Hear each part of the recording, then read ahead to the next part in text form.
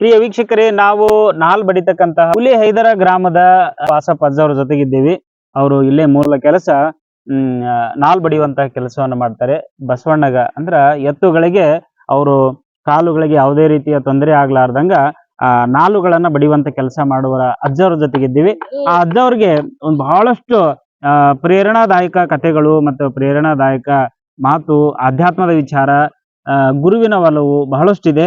ಅವ್ರ ಜೊತೆಗೆ ಮಾತುಕತೆಯನ್ನ ಮುಂದುವರ್ಸೋಣ ಬನ್ನಿ. ಅಜ್ಜವ್ರೆ ನಮಸ್ಕಾರ. ಮಾತನ್ನ ಮುಂದುವರ್ಸೋಣ.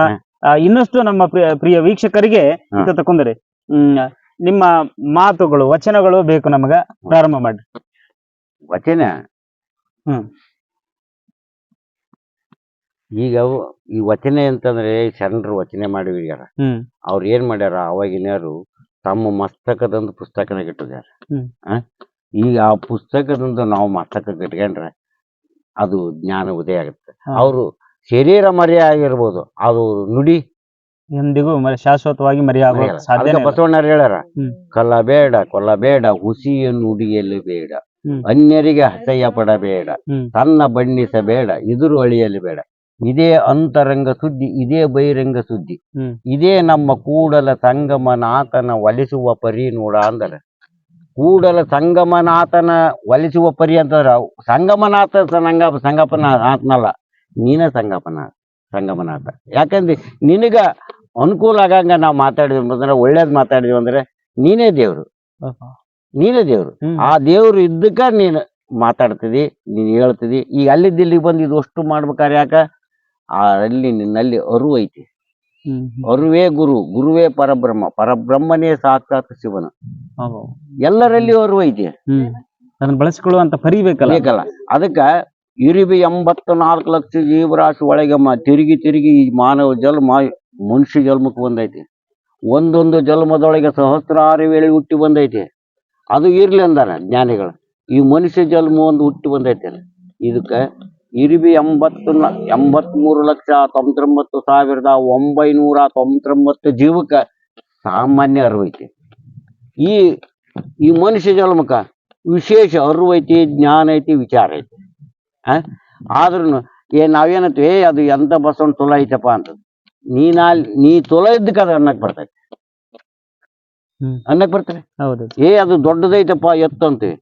ದೊಡ್ಡದಂತಂದ್ರೆ ನೀನ್ ಅದಕ್ಕಂತೂ ದೊಡ್ಡವಾದ್ರೆ ಅನ್ನಕ್ ಬರ್ತೈತಿ. ಈಗ ಅದೈತಿ, ವಿಡಿಯೋ ಮಾಡ್ತಿರ್ತಾರೆ, ಎಲ್ಲ ಕೇಳ್ತಿರ್ತಾರೆ, ಅದು ಭಾರಿ ಚೆನ್ನಾಗಿ ಐತಪ್ಪ ಅಂತ, ಚಲೋ ಆಗೈತಪ್ಪ ಅಂತ. ಆದ್ರೆ ಚಲೋ ಆಗೈತೆ ಅಂತ ಅನ್ಬೇಕಾದ್ರೆ ನೀನು ಆ ಹಿಂದಿನ ಜನ್ಮದೊಳಗೆ ನೀನು ಚಲೋ ಆಗಿರ್ತದೆ. ಅದಕ್ಕೆ ಈಗ ಅನ್ನಕ್ ಬರ್ತೈತಿ ನಿನಗೆ. ಈಗ ಅಕಸ್ಮಾತ್ ಇಲ್ಲಿ ಹೋಗಿರ್ತಪ್ಪ, ಅಲ್ಲಿ ಉಗುಜ್ನಪ್ಪ ದಾರ್ಯಾಗ ಹಾವು ಬುಸ್ ಅಂತ ಬಂತಪ್ಪ ಅಂತ. ಬುಸ್ ಅಂತ ಅನ್ಬೇಕಾದ್ರೆ ನೀನ್ ಹಿಂದಿನ ಜನ್ಮದಾಗ ಅಲ್ಲಿ ಬುಸ್ ಆಗಿದ್ದಿ, ಅದು ಆಗಿದ್ರೆ ಅನ್ನಕ್ ಬರ್ತೈತಿ. ಏನು ಬರಬರಿ ಜರ ಈಗಿನ ಕಾಲದ ಮಂದಿಗೆ, ಯುವಕರಿಗೆ, ಅವ್ರಿಗೆ ಕಿವಿ ಮಾತು ಏನ್ ಹೇಳಕ್ ಇಷ್ಟಪಡ್ತೀರಿ? ಅದು ಏನಂದ್ರಲ್ಲ ಇನ್ನೇಮನ್ರಿ, ಈಗ ಈಗಿನ ಪೀಳಿಗೆ ಜನರು ಇದ್ದಾರಲ್ಲ, ನೀವಂತರೂ ಕಾಯಕ ಯೋಗಿಗಳು, ಕಾಯಕ ಮಾಡ್ತೀರಿ, ಬಹಳ ಕಾಯಕದಿಂದ ಬಂದಂತಹ ಹಣದಲ್ಲಿ ಜೀವನವನ್ನ ಕಟ್ಕೊಂಡಿರಿ. ಬಟ್ ಈಗಿನ ಪರಿಸರ ಇದೆಯಲ್ಲ, ಈಗಿನ ವಾತಾವರಣ, ಈಗಿನ ಜಗತ್ತು ಐತಲ್ಲ, ಆ ಜಗತ್ತಿಗೆ ಒಂದು ಮಾತು ಏನ್ ಹೇಳ್ತೀರಿ?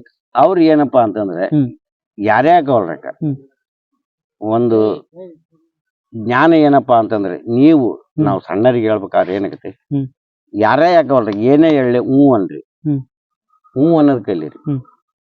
ಹ್ಞೂ ಅಂದ್ಯಪ್ಪ ಅಂತಂದ್ರೆ, ಹ್ಞೂ ಅನ್ನೋದಕ್ಕಂತೂ ಸರಿ ಸಮಾನವಾದ ವಸ್ತು ಜ್ಞಾನಕ್ಕೆ ಯಾವುದೂ ಇಲ್ಲ ಅಂತ ಹೇಳ್ತೈತಿ. ಹ್ಞೂ ಅಂದ್ರೆ ಅದು ಅಂತ ಒಳ್ಳೆ ಗುಣ ಇದ್ರೆ ಹ್ಞೂ ಅಂತೈತಿ ಒಳಗೆ ಹೃದಯ. ಒಳ್ಳೆ ಗುಣ ಇರ್ಲಿದ್ರೆ ಹ್ಞೂ ಅನ್ನಂಗಿಲ್ಲ. ಒಳಗಿಲ್ಲದ ಬಂಡಿ ಒಡ ಮಾಡಬದೆ ಬೃಢ ಸಣ್ಣರ ನುಡಿಗೆ ಕಡೆಗೀಲು ಕಾಣ ರಾಮನಾಥ. ನೀವ್ ಏನ್ ಓದಿರ ಸರ್ ನೀವು? ಯಪ್ಪ, ನಾನು ಸಾಲಿ ಸರ್ಟಿಫಿಕೇಟ್ ಇಲ್ಲ, ಓದೇ ಇಲ್ಲ. ರಾತ್ರಿ ಸಾಲಿ ಇವು ಟ್ಯೂಷನ್ ಓದ್ತಿರ್ತಾರಲ್ಲ, 2 ರೂಪಾಯಿ ಕೊಟ್ಟು ಕಲ್ತೀನಿ ನೋಡ್ರಿ. 1 ತಿಂಗಳು ಅಷ್ಟೇ ಕಲ್ತೀನಿ. ಅದ್ರ ಮೇಲೆ ಈಗೆಲ್ಲ ಪುರಾಣ. ನೀವು ಈಗ ವಯಸ್ಸು ಎಷ್ಟು ನಿಮ್ಗ? ಈಗ 74.